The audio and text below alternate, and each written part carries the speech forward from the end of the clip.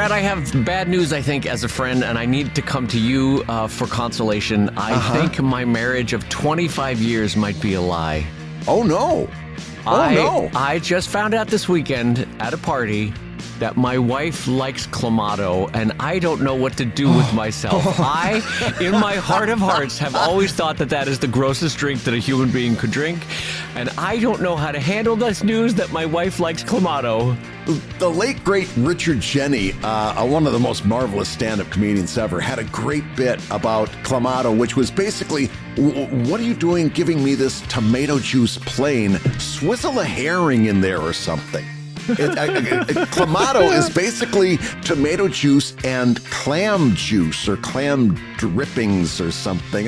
You don't get juice out of a clam, do you? I mean, you have juiced a lemon before, right? With that machine that you sort of you cut it in half and you sort of pull down and right, or sometimes you get the spinny doodle.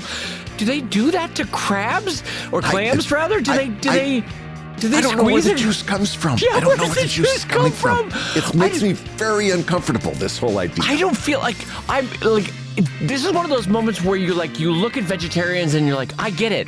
I understand now why you're doing this. It's gross what we do to animals. If we're squeezing a clam for the juice that's in the clam, what are we drinking? What is that?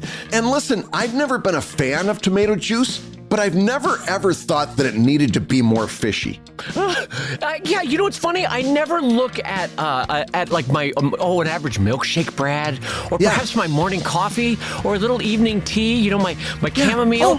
This chamomile's delightful. You don't have honey for the chamomile? Oh, let's see. Do you have any major shellfish around that you could squeeze into this chamomile? Do you happen to have a grouper?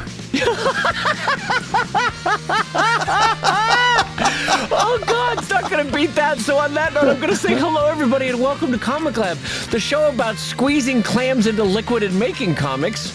And I was trying to fit crustacean in there. I got nothing. And making a living from comics.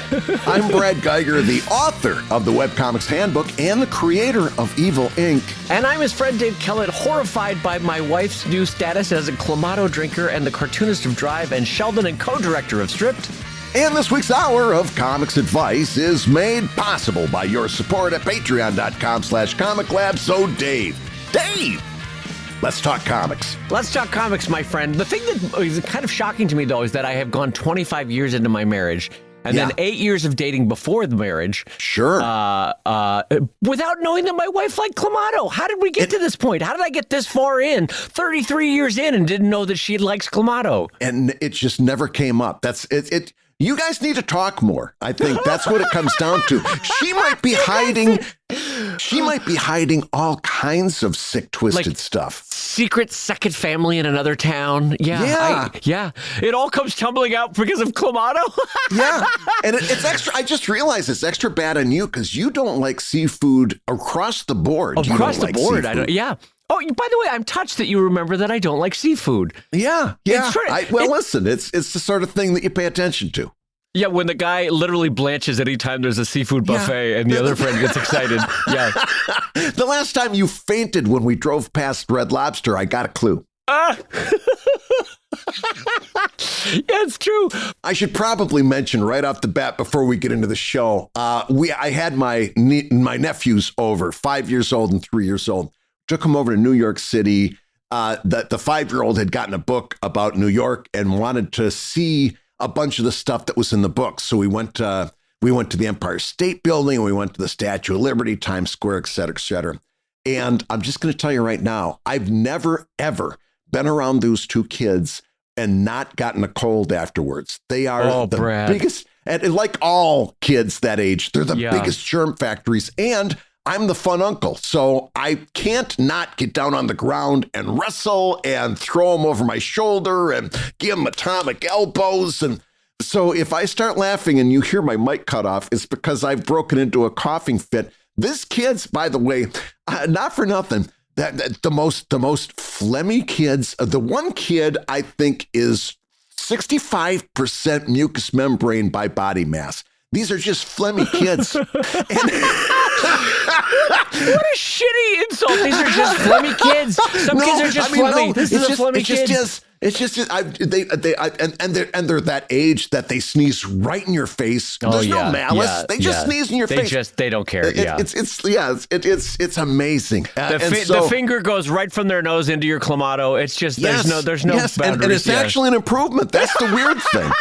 Yeah, between you, me, and the wall, that is an improvement. Yeah, well, let me tell you, as the show's resident asthmatic who has kept this little canister of albuterol, I wish I could pass it through the screen to you for when it happens. But don't worry, no one on the show will ding you as the fun uncle, or the funkle, as I'm called in my family. Yes. Actually, do you know what I'm called in my family because my side is Cuban? I'm called Tio Fun is in my family. Tio Fun is a great name. Yeah, and I actually had T-shirts made up called Tio Fun's Day Camp. It's like, and you can't, and at the bottom, the tagline says you can't spell fun without Tio Fun. It's so stupid. It's so stupid. And my brother-in-law's like, you had shirts made up? I'm like, heck yeah, I did. I'm Tio Fun. Hell yes. I was like, listen, this is the one advantage of being a web cartoonist. I know how to make shirts cheap. That's the one thing I got out of it. So by anyway, the end of the weekend, I was called King Uncle Brad. And they had made up a song, King Uncle Brad, which was just them chanting King Uncle Brad over and over. And so they had to drive from Philadelphia back to Cleveland.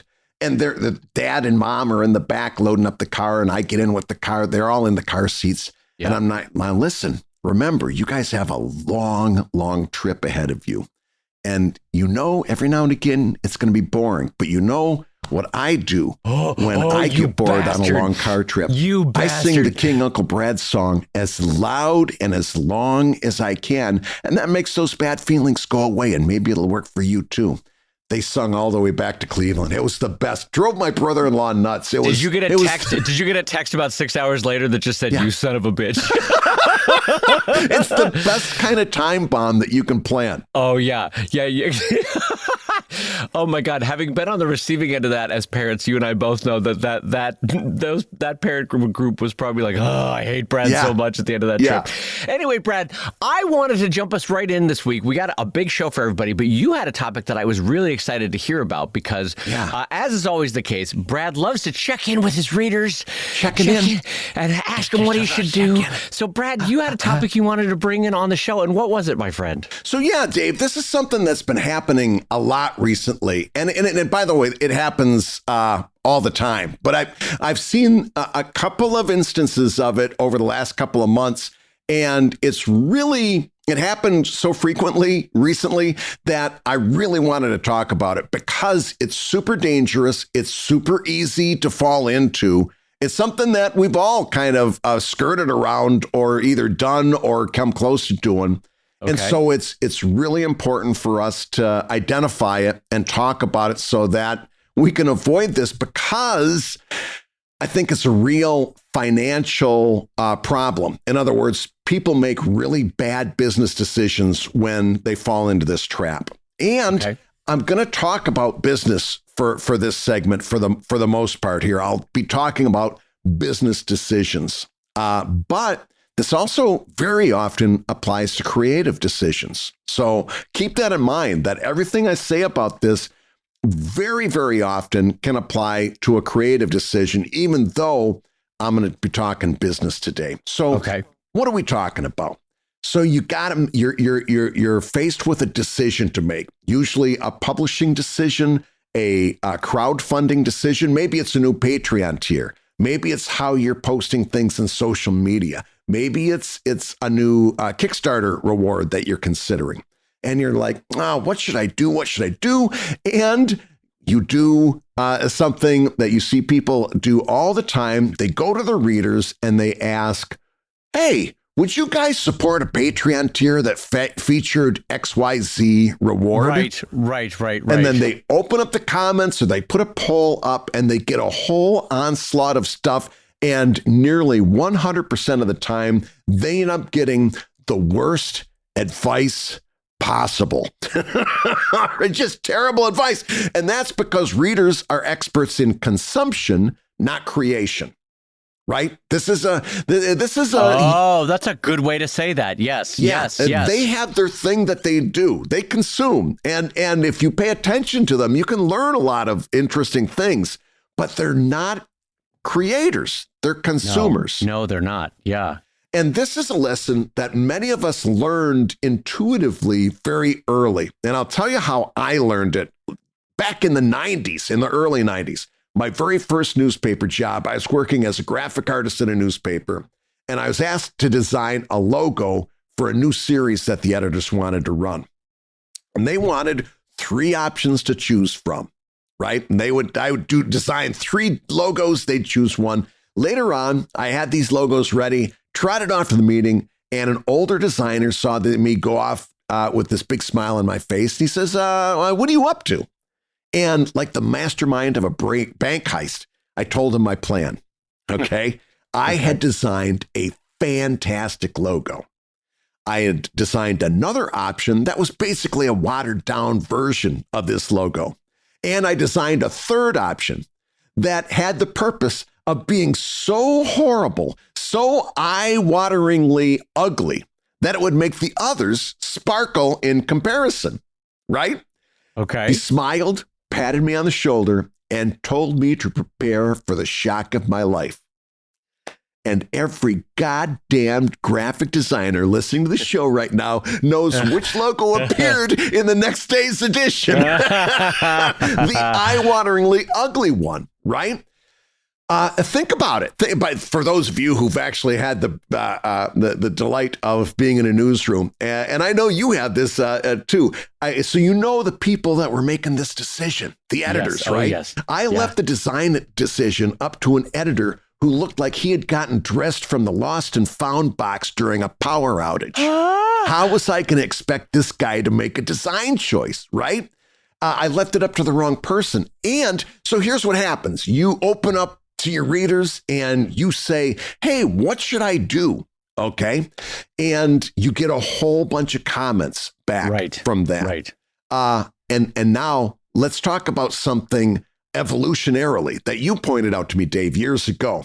You told me once our brains are trained to focus on negative comments over positive ones because we evolved looking to prioritize potential danger.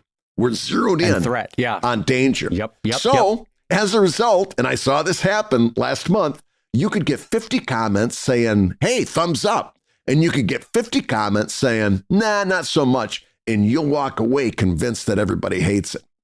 Even worse than that, Brad. If you get 50 compliments but 1 negative, you'll focus in on the negative. Yes. The 1 negative. You know what I mean? Yes, you will. They don't even have to be 50-50. Anyway, keep going. It's like the old saying goes, your brain counts criticism in pounds and praise in ounces.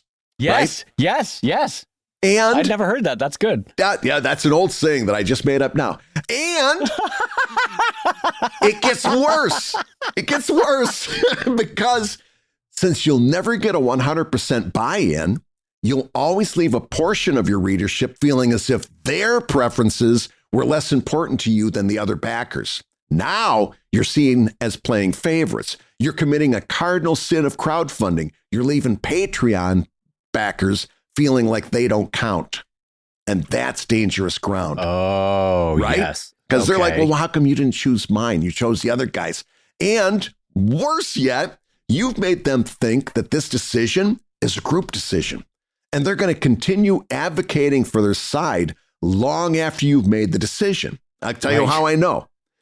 When I hired a colorist for my comic, a number of my readers claimed to prefer the black and white version. I've told that story before.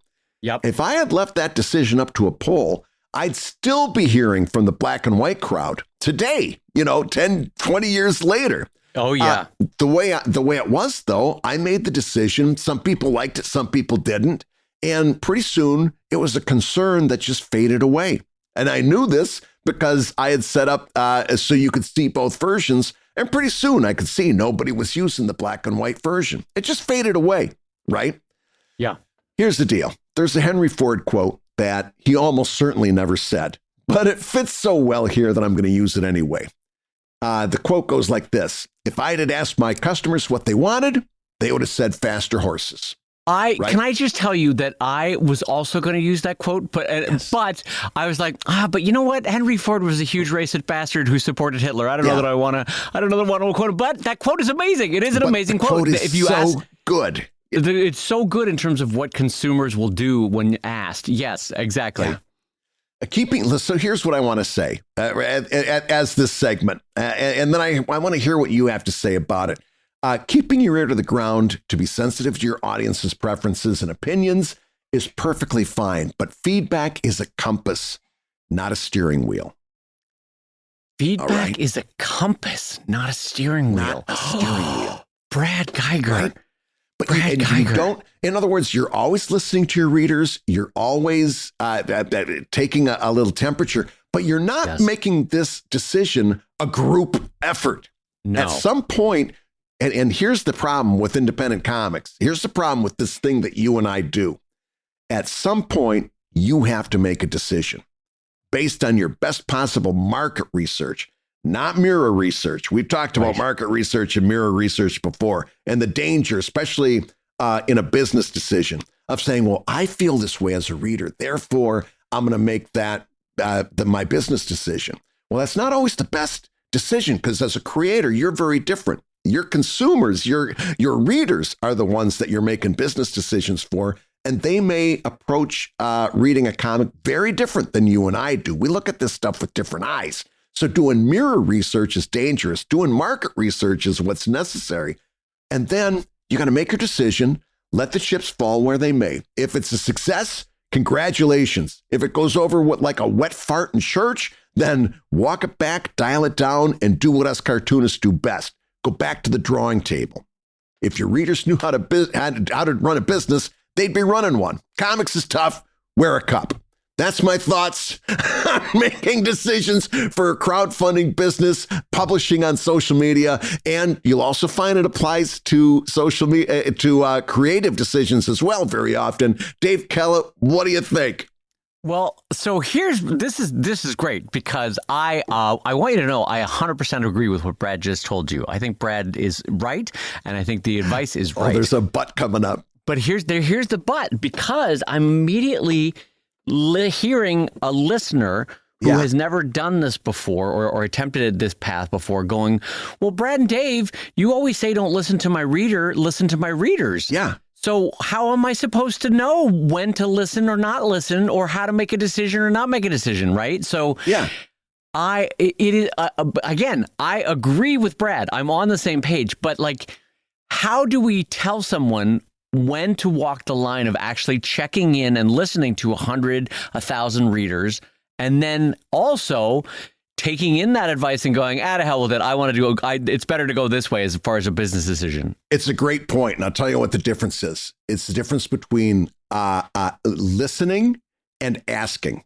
In other words, listening to your readers and you know what I mean? Taking a temperature and finding out, hey, I just listening to them talk, because you've got. So you're saying, much like when you're falling asleep at night and you hear all the natural creaks and squeaks of your house as it cools, and right, versus like bringing out contractors and like asking questions about the house. Yes. The first one is you actively listening to noises that are already being made. Like you're checking out your forums, you're seeing how people are sharing your comments, you're listening in on what they're saying in between the lines of what they're saying when they email you. That's what you're saying, versus actively saying, hey gang, should I wear the brown pants or the blue pants today? Right. Yeah. Okay. It's active versus passive. In other words, actively bringing them into the decision-making process, again, particularly for business, but also for creative, is a real pratfall. It's a pitfall. It's doom. 9 chances out of time. Absolutely. I mean, that's why I 100% agree with you, because any time in my career that I've ever opened the floor and said, hey, gang, what do you think? First of all, you get back nonsense. Second of all, you get back a cacophony of nonsense. Like it's nonsense going in all different directions. Yeah. Third of all, the squeaky wheels are all the true morons in your audience that just feel like, finally, I have a forum, and they just start expounding on how the universe works, and you're like, oh no, what have I unleashed? Yes. So yes, I agree with Brad, but I guess what I'm saying here, and I 100% agree with you. I guess what I'm saying here is, this is one of those moments where I see that it's hard for a new cartoonist to distinguish the details of how they should check in with their audience, how they should listen to them, how they should take whatever quote unquote feedback they're getting both passively and actively and incorporate that into their work or not. Right. I'm just saying, I'm seeing as you're saying this out loud, ooh, this is trickier than it is at first blush or to us at the 25-year mark, you know? And what I'm going to suggest is, again, when it comes down to some of these business decisions, like a new Patreon tier or a Kickstarter reward. Right. I really want to encourage you to err on the side of making your own decisions, even at the risk of making the wrong decision and learning from it and saying, oh, you know what? That wasn't so great. I'm gonna try something else. This isn't working out. I would rather you do that than ask your readers, oh, geez, what do you think I should do? And get sent into that loop that I just got done talking about where you're chasing your tail. I saw a romance author go through this just recently. She had a brilliant idea for her Patreon. And this was prose. This wasn't comics. So, and I'm not going to get into detail, but she had a brilliant idea. And she brought it out to her listeners and said, hey, what should I do? And she got exactly what you just described, a whole bunch of nonsense. She put a proof of concept file up that a bunch of people who were against it clearly, provably, empirically never opened the file. It was just by their comments, they clearly hadn't opened the file. Hadn't looked at it. Yeah, nothing. And this person got talked out of doing something that, with my experience in Patreon and you know how tiers work and everything, this would have taken this author up until the next level of financial stability, would have brought this person to a new plateau. This would have been a winner at 110%, and got talked out of it. And I went back and looked at the comments, and they were fairly evenly split. Right now, again, like you said, some of the people are like, "Oh, finally, here's my chance to talk," and you have a lot of very loud morons, right? Like the people who didn't like it, who specifically talked about things that if they had opened the file, they would have seen that they were wrong. Right. They were very loud. Right. She got talked out of doing something that would have brought this person to another level of financial stability, and it breaks my heart. Because, and it's why I want to talk about this. It happens all the time. Asking your readers what business decision you should make is almost always the wrong idea.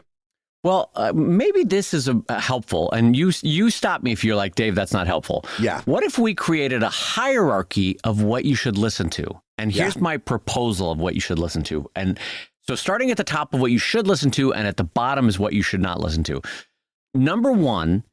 Your number one thing you should listen to is the filtered combination of what your heart wants and what your brain wants. That's number one. Like what you think through it, you feel through it, you're logicking your way through it, but you're also passing it through your emotional filter of like, what do I want to do in my career? That should be number one.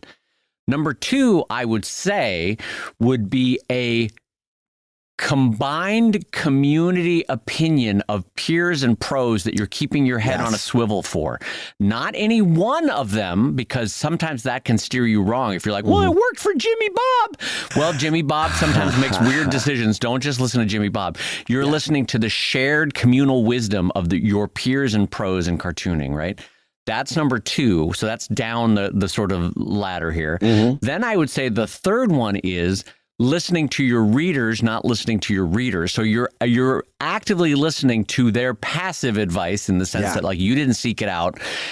And then maybe way down at the bottom would be like actively asking your reader what they should do. But I don't even know that I would put that on the list. I wouldn't do it. I'm uncomfortable with that being on the list. Yeah, because I've seen it blow up so often.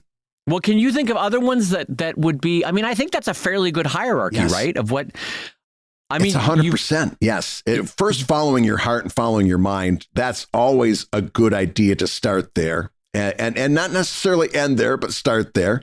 Number two, and I'm so glad that you brought up number two, because that's something that's really, really important. And that is peers that you can trust. Not just one peer, but peers.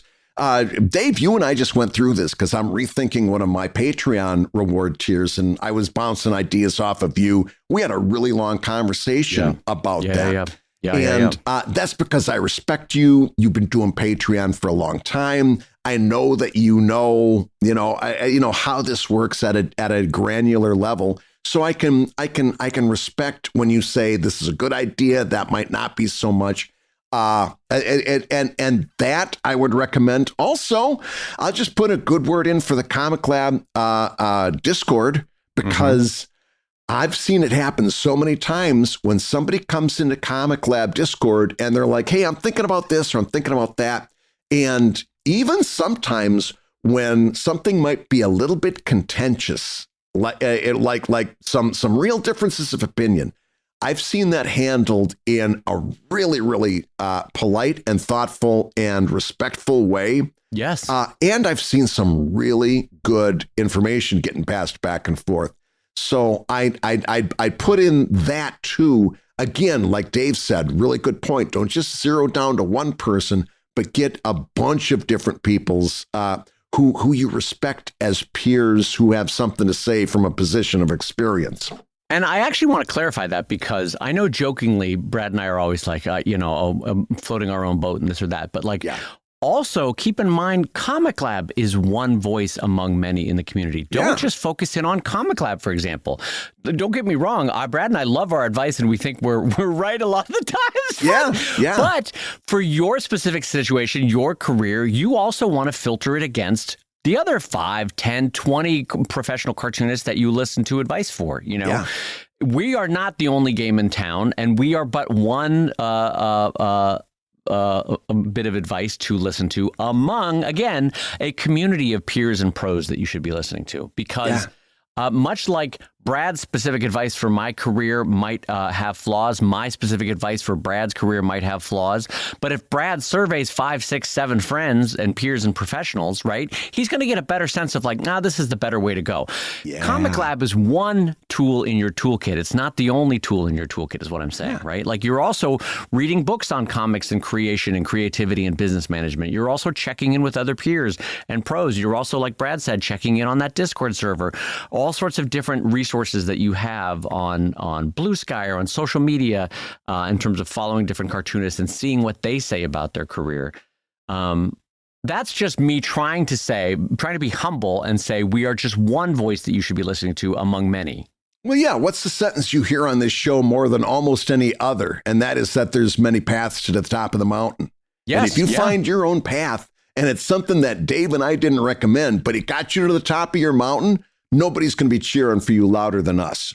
Yeah. And I will just say, too, that had Brad asked anybody when he was doing Greystone Inn, or had I asked anybody when I was doing Sheldon, hey, what do you think about doing Evil Inc. as my next big career swing? Hey, what do you think about doing Drive as my next big career swing? Or for me, for that matter, never having made a documentary. Hey, gang, do you think I should make a full-length, hour-and-a-half long documentary? No one would have thought that was a great idea. You know, not a single person would have been like, do a sci-fi long-form story that's going to take you 20-plus years to tell and is told only in blues and grays. Yeah, Dave, that's a good idea. Go with that. No, it was a swing, but ultimately I had to filter it through my heart and my logic centers and be like, no, I know I can make this work. I know I can. With the right application of time and effort and consistency, I can make this project work. Same with Brad with Evil Inc. No, I know I see the spark here. I see where this can go. And so that's why I would put that one as the number one thing to listen to, is your heart and your mind, and the counterbalance of those two. But yeah, Brad, this is excellent advice. Yeah. Well, and you, it's interesting that you bring up the idea of getting information from other sources too, because in the segment after next, we're actually going to talk about some advice that you and I gave that a very, very smart person jumped in and gave us another way to look at it. And we're going to be talking about that coming up next. But before we do that, I want to hear more about your plans for Comic-Con this year in sunny San Diego. Do you still have the same booth 1228? Brad, it is booth 1228. Look at you, you little gem, promoting your friend gang. If you are going to San Diego Comic-Con, and it's probably too late, it's definitely too late to get tickets now, unless you've got somebody in a back alley somewhere, I don't know. But if you're going to San Diego Comic-Con, please come by and say hello at booth 1228. We've got the free ComicLab pins. You just have to tell somebody, either myself or one of my folks work in the booth, that you are a ComicLab listener, and the free pin is yours. That is a gift from Brad and I. Yes. But also just come by and say hi. It's fun to hear all the kind words you have for Brad Geiger and his delightful advice and delightful laughter. I would love to pass that along to Brad.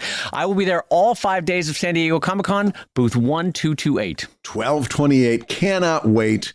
And I know it's going to be great.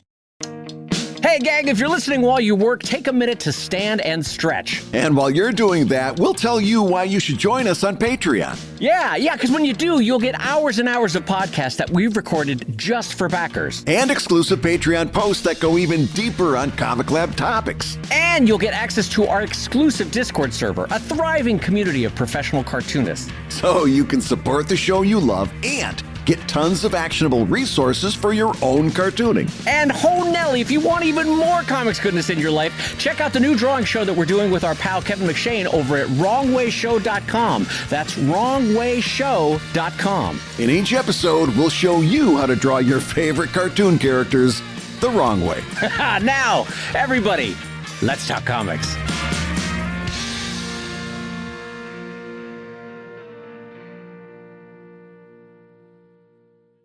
Now, for our next update, last episode, we had a little comment about hiring a social media manager. And both Dave and I were down on the idea of hiring a social media manager.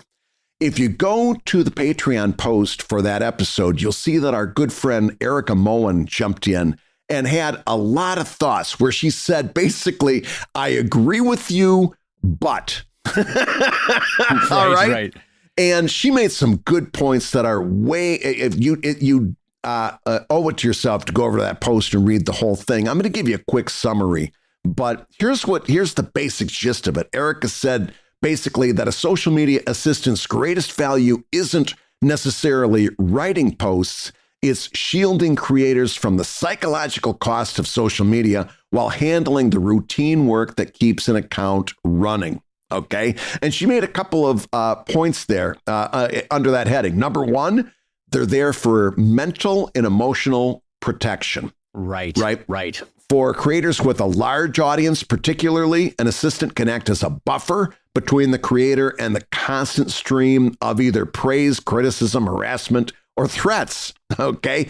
And that is valid. That's something that is absolutely is something that Dave and I did not talk about that needs to be addressed. And also reducing exposure to social media itself. As you know, we've been, banging the drum on the social media challenge to put your phone on the other side of the room when you go to bed and everything like that, and to reduce your social media exposure. And Erica points out very rightly that this social media manager can help in that regard too, just in reducing your exposure to social media, right? Yeah. So basically the comment was that a social media assistant should be a partner, not a replacement. And the creator should still write or approve the posts, maintain their authentic voice, handle the meaningful interaction, and the assistant's role is to manage repetitive tasks, filter feedback, schedule content, reshare archive material, and handle day-to-day maintenance, not become the public face of the creator. And that was so well put and well reasoned that I couldn't go like another episode without putting that out there. I love this response, and it's completely valid. And boy, does it speak to the point that we were just making a second ago, that you should listen to the wisdom of crowds with your peers and professionals, not just one voice. Because if you listen just to Dave Kellett, You're also listening to a guy, and this is self-admittedly, who is a straight white Christian male, and like that, there's a lot of privilege social media-wise of nonsense that I don't have to deal with online that others do, and that's why it's important to listen to many voices, because Erica rightly points out, this can be a horror show for certain cartoonists to have to deal with social media, and so like I need to acknowledge, like, oh yeah, that's just me speaking from my privilege of not having to deal with certain nonsense, you know, and not just nonsense, harassment and all sorts of like sometimes up to and including violent harassment. So yes, Erica's right to point this out, and this is good advice, and it's not only good counterbalance, it's for some people it's key information to hear in their formulation of how they should approach social media. So yes, I'm approaching her answer with humility by saying this is great advice, basically. Yeah, 100%, 100%. One more update. We got a nice message from Brett, who says, when are we going to get a Reading Terminal Market live podcast? If we hit a Patreon goal, can we make it happen? Signed, a fellow Philadelphian. Dave, what's it going to take? I wrote him back, and this is God's honest truth, hand to God. When Carolyn and I do our weekend shopping, food shopping at Reading Terminal Market, every second or third visit, we talk about how badly we would love to get you out there. And one of the main things we'd like to do, among others, is just to take you around Reading Terminal Market. And because we know you would love it from a food standpoint, you'd love it from a community standpoint. What's it going to take to get you out to Reading Terminal Market, Dave? What's great is my friend knows that I am food motivated, like a small dog, and so like in terms of how to get me to do things, but also I love that in my mind you're like, oh Dave, I'd love to introduce you to Reading Terminal Market, and in my mind this is what I'm hearing when you say those words. Dave, have you heard about type 2 diabetes? Would you like to try it? Would you like to try on some type 2 diabetes? The first thing we're going to take you is to Bassett's Ice Cream, who they're the only remaining original vendor from Reading Terminal Market. Homemade ice cream. And like they were there at the very beginning. They're still there. They have got I call it Heath Bar. What do you call those? Basically, it's a vanilla with crushed up Heath Bar pieces. Chocolate toffee. It's amazing. Their ice cream. And you order a pint and they just keep crushing it in. They make sure you get a full solid pint. Oh, Brad. We'll take you to Bassett's. We'll take you over to the chocolate place. Brad, I've never listened to you more carefully on this podcast. Every word is being taken in. It was really funny. So true story. Just to wrap up this segment, we're standing in line at our breakfast place. A couple of guys come up behind us from Orlando, and they strike up a conversation. They're there. Of course, the convention center is right across the street. So they both have daughters that are in the volleyball tournament at the convention center across the street, and they're there getting breakfast. So they chatting us up, and they say, well, what's a good place to go?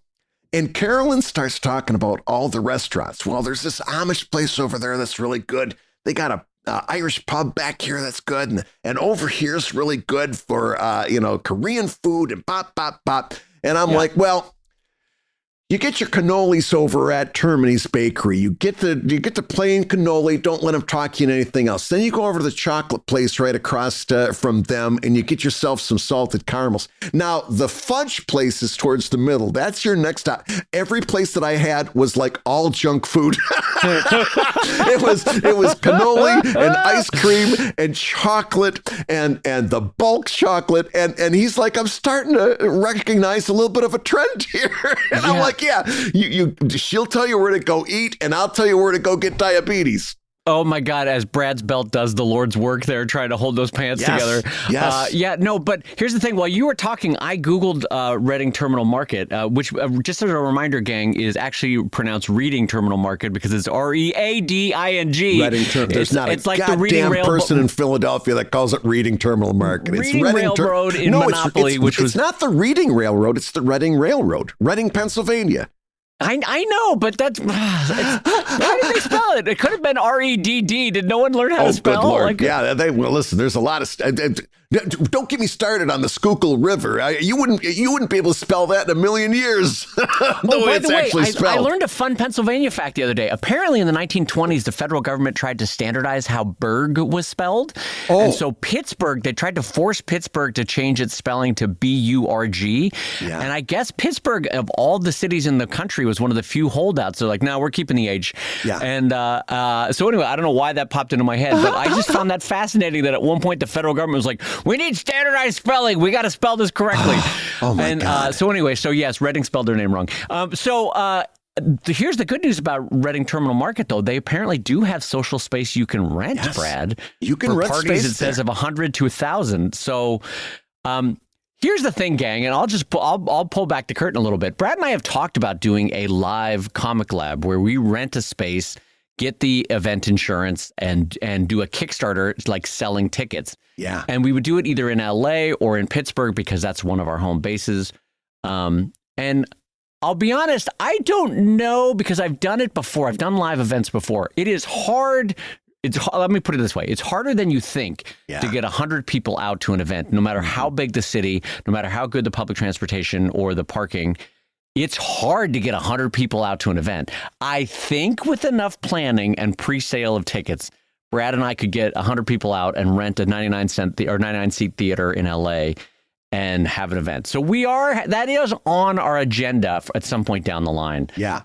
But in the meantime, just a reminder, if you're an institution, much like the NCS, Brad and I can come out and do a talk for you. That's right. Oh my God. Always good at that sort of thing. So down the line, maybe we do rent Reading Terminal Market. Are there seats like you can rent at the place? Like, I know they rent them out for like wedding receptions and stuff. So I guarantee there'd be seats. There'd be places to sit down. It's got like it's not a food court per se, but places where you sit down and have tables so you can eat the stuff that you picked up at Germany. It's a different vibe for a podcast recording. And also, if they only rent it out to weddings, one of us would have to wrap up a wine glass in a napkin and stamp on it, and then we count as a wedding at that point. Yeah, and white makes me look puffy. I'd have to pull out my tux that I bought for $99, so that would be great. Your $99 tux. So anyway, gang, so yes, Reading Terminal Market does have space, so maybe, and yes, we are considering doing a live ComicLab, and no, we are not soliciting opinions on how we should do it, I guess. But Brad, we've got one final question that came in to wrap up the show, and this came in over at patreon.com/ComicLab, and it says, hi, Handsome and Brad. That's literally how it's termed. Oh my God. How it's directed, Brad. Hi, Handsome and Brad. That is so weird. You just did a Blue Sky post about this not too long about how people think your voice comes from me and my voice comes from you. And this must be happening again. Someone saw our photos and just assumed that the handsome face was Brad Geiger. Yeah, that's fair enough. Yeah, because I've got the squeaky wheel voice, and Brad has the rich baritone that makes you feel like you're just chomping into some chocolate caramel there. Anyway, hi, Handsome and Brad. Recently, when posting comics of my Sally Sells Spells series. Oh, that's fun to say. Sally sells spells. Aside from some nice and not so nice comments on Reddit, it has been pointed out to me a handful of times that it's boomer comic or that it has boomer humor. While I am Gen X, I also understand that the difference between boomer and Gen X is somewhat potato for a 20-year-old, but I'm pretty sure they meant it as an insult. Oh, sure Only they thing do. is, I'm not sure that it is. I mean, what makes a comic a boomer comic and what is boomer humor? And is it actually insulting? So, Brad, I can turn this to you. Yeah. First of all, is it an insult when someone calls your comic boomer humor? It is 100% meant as an insult. Yes. Okay? I agree with that. Now, the question is it actually an insult? I say not necessarily. Okay? And boomer humor can have a big umbrella that a lot of stuff falls into that. For example, if you've got a comic where a guy is talking about how much he doesn't like his wife, right? My wife, her cooking's so bad, the flies chipped in for a screen door, right? That's boomer humor, okay? where the husband and wife. The fact that you had that in your back pocket, God damn it, you are an unending well of vaudeville jokes. I know I say this every fifth episode, but I'm amazed at your like Rolodex of jokes that you have ready to go. The flies chipped in for a screen door. God damn you! Isn't that great? I think that's Dangerfield, but yeah, that was one of my favorites. What I love about you too is that, by God, you can't remember your kids' birthdays, but you'll remember a joke from 1910. But like that kind of stuff very much is boomer humor, right? It's dated. Yes. It's, but also here's the other thing that I find very interesting. Jokes that have kind of what I would call a traditional setup, right? Where it's the idea is laid out, the joke is set up, it's exploited, and then there's a punchline. And that kind of pattern, and again, it goes all the way back to vaudeville, that also gets lumped into boomer humor when it's got that kind of what I would call a traditionalist comedy pattern of setup and punchline. Now, here's the problem with that. Those old ways, those old setups, those old frameworks still work. And you can deliver a really rock solid punchline with those traditional. There's a reason they're traditional is because they keep working and they hang around for so long that they work. And they work because, they keep, what's the best way to put this? They work, and so people keep using them. And so as a result, people are like, oh, yeah, that's kind of has an old feel to it. And they're right, but it's still funny. And at the end of the day, your job is to still be funny, right? If you're doing humor. Right. Now, on Reddit, as we've talked about before, there's about 3 or 4 categories of comics that tends to do really, really well. One of those is just straight up humor. Another one tends to be a relatable comic where I don't necessarily think it's even meant to be funny. It's just meant to make you feel like you're not the only person that this thing happens to. It's very often not funny at all. There's no real punch to it, but it's relatable, right? Right. You know, that's the whole point, is that you recognize that situation. The other one is a wholesome comic, you know, a little turtle walks in and says he needs a hug. And then a little kitty cat comes in, gives him a hug. And by the 4th panel, the little turtle says, thanks, I needed that. And that's it. And boom, 12,000 likes on Reddit. Wholesome comics can do very well. And by the way, 12,000. Here's another thing that if you're posting on Reddit, we cartoonists got to stop doing to each other. Grass is always greener. You'll see wholesome cartoonists being very upset at the likes that an NSFW cartoonist does, right? Well, all you got to do is, draw pretty people and you get 12,000. I, as an NSFW cartoonist, I can tell you that doesn't happen, right? There are days I would much rather have the likes of a wholesome cartoonist, and same thing goes for relatable and all that stuff. We got to stop doing that to each other. But what boomer humor tends to address is this whole idea of it's not necessarily unfunny. It just doesn't have that kind of postmodern irony that a lot of humor has. That tends to be very popular right now. It doesn't have that kind of wholesome or relatable aspect, and it has what they can identify as kind of a traditional setup punchline kind of format, and they're reacting to that.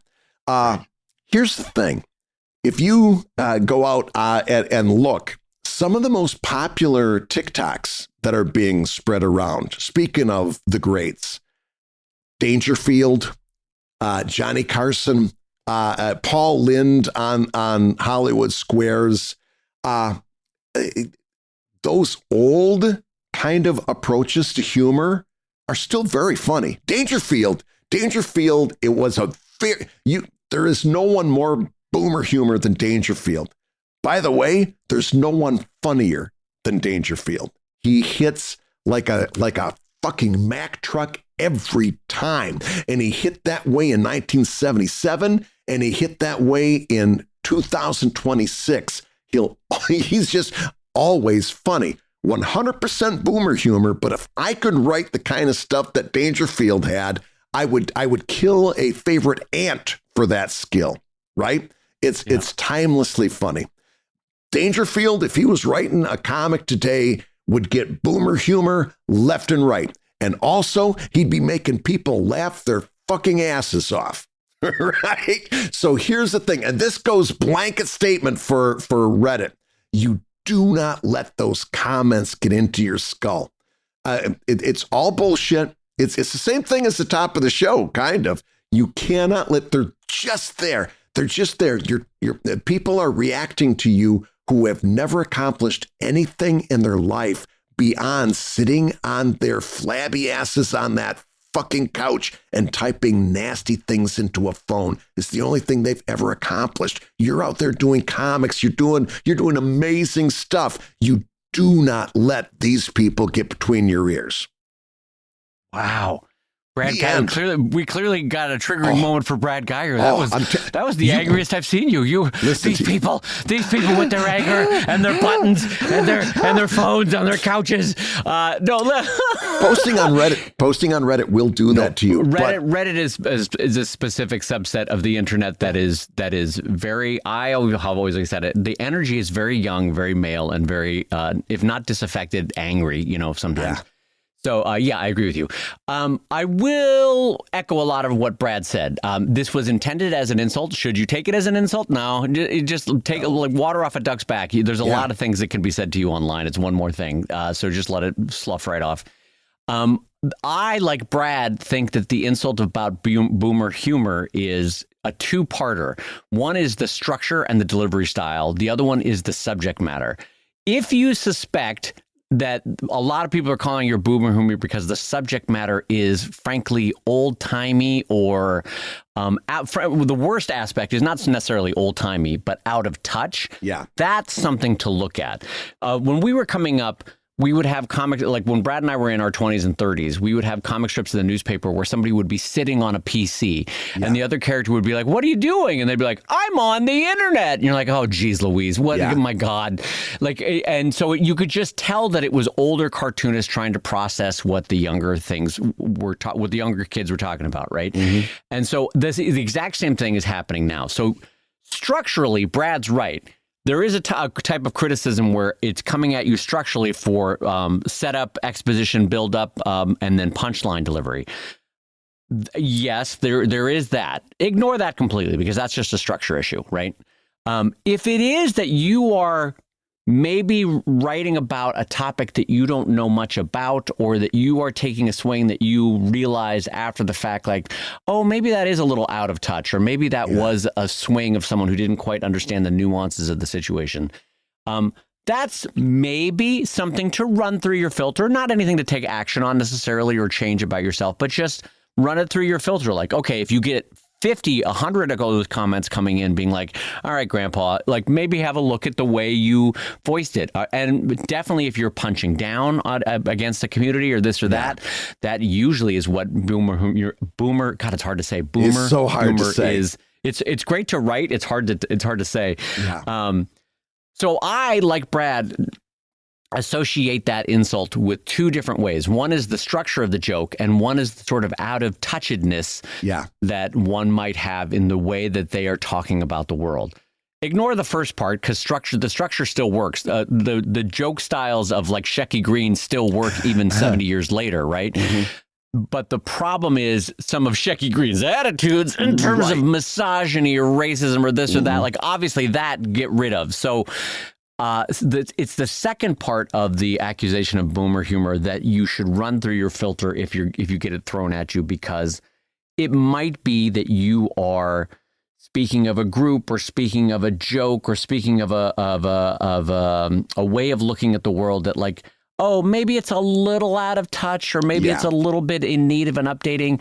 But again, run that through your filter. Do you think that's a fair way to describe it, Brad? 100%. 100%. I agree with everything you just said. My only way of kind of capping this off is to remember that Reddit, not only is it kind of has a very male energy, Reddit is dominated by meme culture. All right. In other words, very often you don't see people commenting with like interesting, introspective things that they're thinking about, in like a thoughtful commentary. Instead, they communicate in memes. And not only like visual memes, but written memes, like certain words and phrases are memeified so that when something happens, somebody gets to be the one who uses that meme, right? They don't have any real thoughts about it. It's just an opportunity for them to participate. And they know that this meme fits that situation, perhaps, or at least they think it does. And they're getting to put the meme on, right? So it's an easy. I've got to de-escalate the importance of that in my mind, because it's not necessarily so much that they're making a comment, so much as they're somebody who finally gets to be the one who says the thing that was going to get said one way or another, and then this meme phrase gets used, and it's.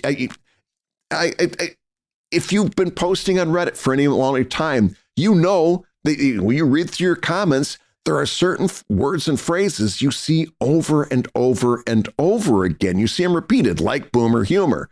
When you see that happening, you've got to take them less and make them less important in your mind, because that's not an original thought. It's just somebody posting a meme. And that's less important intellectually than somebody saying, oh, I've got some thoughts about what you're doing. What do you think? You know? Yeah.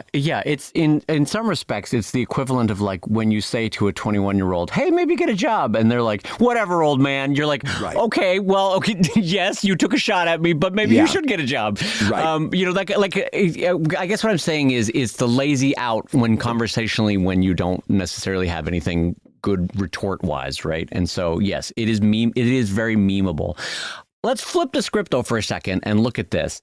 One of the things that I'm aware of as I go through life is what are my blind spots as a cartoonist? And as in the next decades ahead, let's say the next 2 decades, one of the blind spots that I will have is I will no longer have the shared experience of what it is to be a 20-year-old or a 30-year-old. When I get to the 2030s or the 2040s calendar-wise, right? So like I'll be further and further from that. So the answer usually is maybe don't try to write declaratively for an experience that you no longer live or walk, right? It just gets trickier, and you a little bit more pants yourself to the world when you do it. And so I'm just trying, I guess what I'm saying is I'm aware that I'm at different points in my life. I've been at turning points where I probably shouldn't write about this or that anymore, because it's not really my lived experience. You know what I mean? So if I don't know what it is to job hunt, for example, with this current AI job hunting market where you're sending an AI resume, they're sending back an AI response, and how frustrating that whole thing is, I have not walked that path, so maybe I shouldn't make jokes about it. You know what I mean? This is just a quick example of what it is. Like, I, as a dude in my 50s, haven't gone post-college into that job market where it's all AI submissions, all AI responses. How the hell do you navigate this? I don't know. But you get what I'm saying, Brad, is that one of the accusations of boomer humor is just a quick shot of like, listen, you don't know what you're talking about. You haven't lived this experience, or why are you writing this kind of angle on it? So I try to also take a certain amount of humility, in addition to taking umbrage, by saying like, okay, what's the grain of truth that they were trying to get at here in terms of taking this shot at me for not just boomer humor, but this or that accusation. I guess what I'm saying is, as a human being, I don't not internalize the criticism for at least a brief second and consider it. It's just to how long I consider it or how much weight I give it. And so if I hear it 20 times, 50 times, 100 times, then I definitely consider it. Yeah.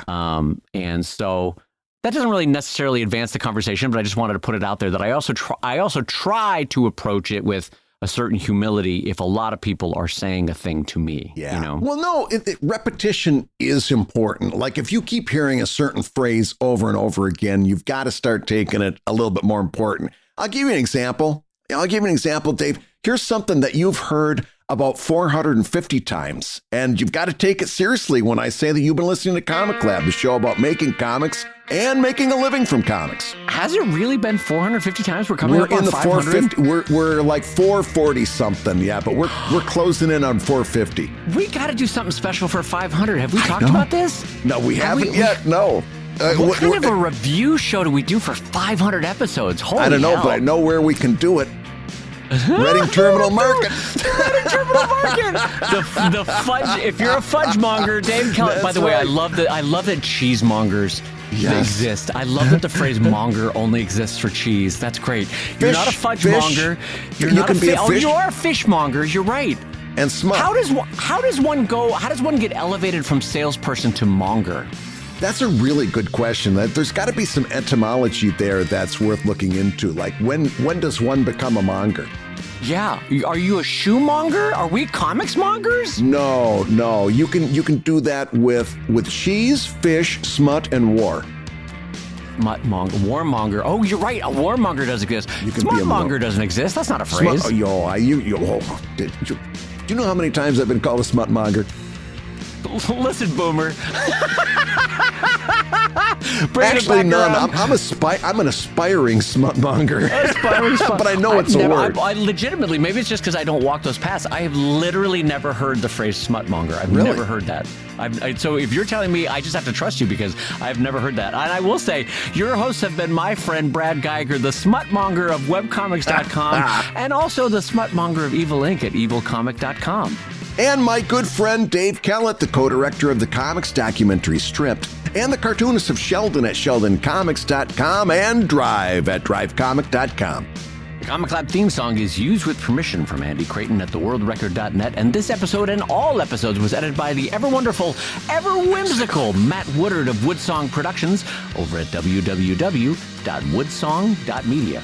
If you love ComicLab, and we know that you do, you can rate and review the show on Apple Podcasts, and you may hear your review featured on a future episode. And don't forget to give us a 5-star review on Spotify, where we are burning up the podcast charts. Share your thoughts on today's episodes on the ComicLab Confab line over at 1-609-379-3520, and we may play your message on a future episode.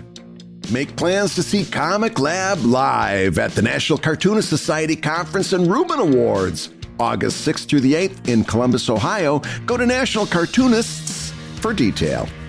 Also, just a reminder, gang, there will be a public signing and selling and sketching event for all the cartoonists on the final day of the National Cartoonist Gathering in Columbus, Ohio. So you'll want to not only take in the ComicLab live talk, you'll want to come see Brad and I and come to the live signing. It's going to be just chock-a-block with cartoonists. All your favorites from around North America and the world will be signing in Columbus.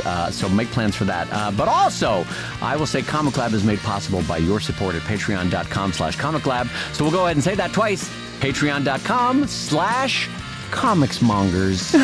Oh, I like that.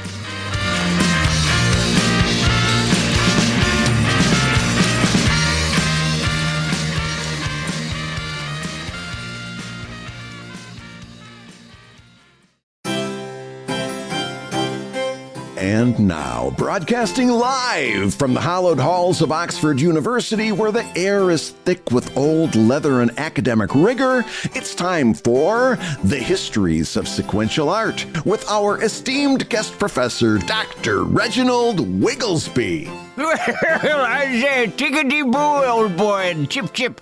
Always a delight to receive a call from Colonel Geiger of His Majesty's 3rd Mounted Regiment. So, Bradley, pip-pip and what ho? What is today's comics query? Well, today's comics query is a trivia question for you. In the comic strip Funky Winkerbean, how many years total did this kid go through high school? Well, Before I answer that, I should address the elephant in the room, as it were, about how the name Funky Winkerbean came about. Yes. So, little fun fact about Funky Winkerbean. The title refers to his winker, which was shaped like a bean and was in fact funky. So, a little known fact about Funky Winkerbean there. His winker was bean-shaped and funky. So there you go. There you have it. Is this one of those things that's like British and American slang that I don't understand? What do I know what a funky is, or what? Do I know what a winker is? Bradley, I'll just put it to you this way, as a smutmonger. Figure it out. Figure it out.